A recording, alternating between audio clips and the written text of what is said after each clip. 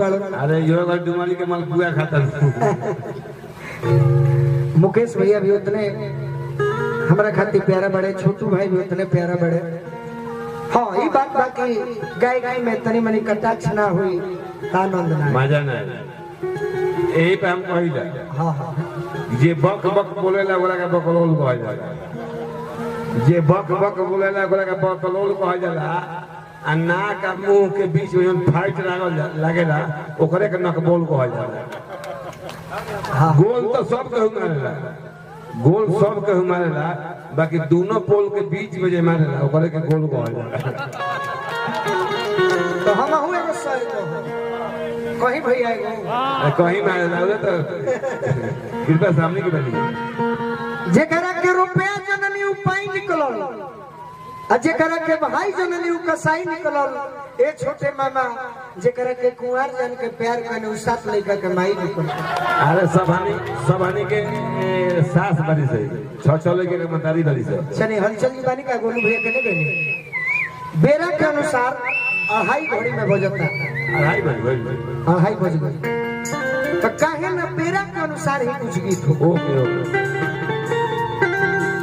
एक और ये बोल के बनती हुए देखने की बात रात भर एक ही गाना गावे से भी मन हो जा जाला। ये में हम देखा था इस समय आना में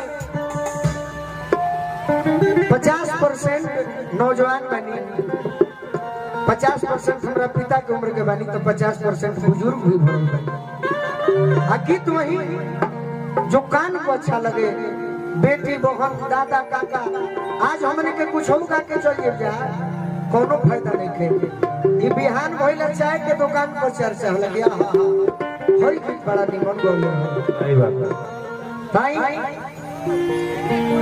पत्नी अपना पति के चिट्ठी लिख के कहतरी और चिट्ठिया में लिखल का भले उतना घर बैठे रहे अब ना यही लो तो अब का यही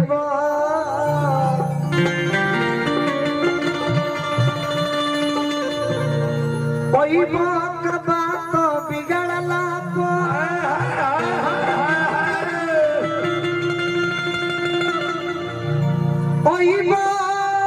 करम अरे का तू करब बाचब ना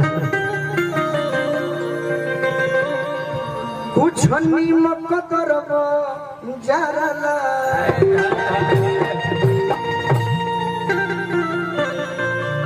मेहरारू बड़ी चिट्ठी में लिखले बड़ी और चिट्ठी पहुंचाएला डाकिया हरेंद्र ठाकुर जी ही रहने। हरेंद्र आई लगा बीरह में गोलू, बीरह में गिरह के फेम मारी कहतरी कियो बना रहबिए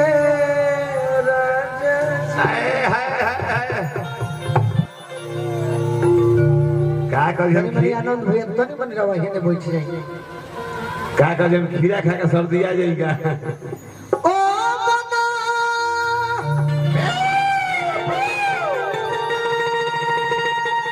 रहबिए राजा जी